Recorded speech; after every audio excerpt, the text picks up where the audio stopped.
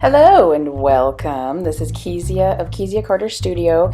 Today I'm going to walk you through a full-blown affirmation portrait. Okay, this one I made for myself while working through a desire map workshop, which if you don't know what desire map is, it's a book written by Danielle LaPorte. You can Google it, desire map.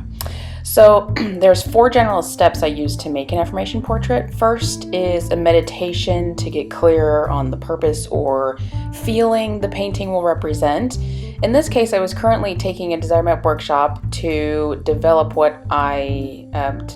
this first meditation stuff that I needed.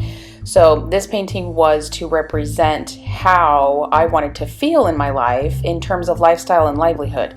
I wrote down some thoughts in my journal and identified 3 words that evoked the feeling I was after. My words, or in the workshop, they're called core desired feelings, were golden, invigorated, and eager. The main word I wanted to focus on this painting was golden. So next, I developed a color scheme. All I did was plug the information from my core desired feelings into my affirmation portrait system.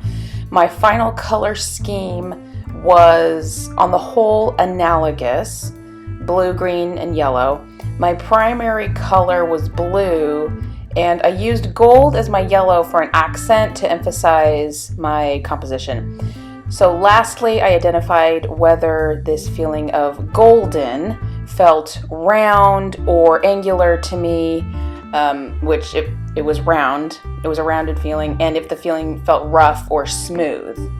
As a texture, which it felt mostly smooth, but with a kind of roughness, but nothing aggressive. So this helped me develop the form and texture of my composition.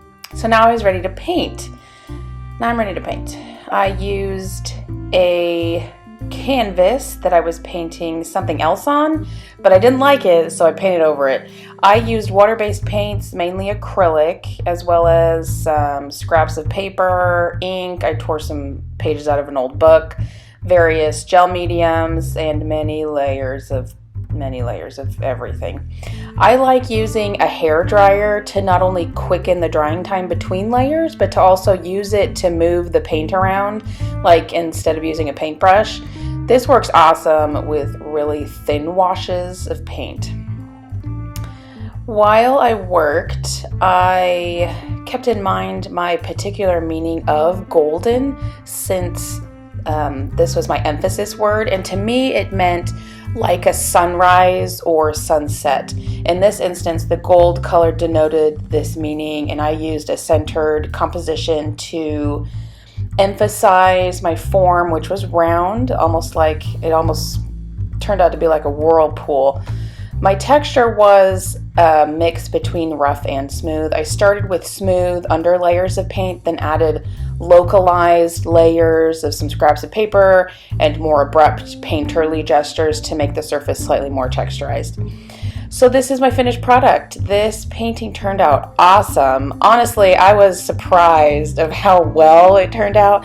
It described my feeling very accurately, and every time I look at it, I feel the golden feeling.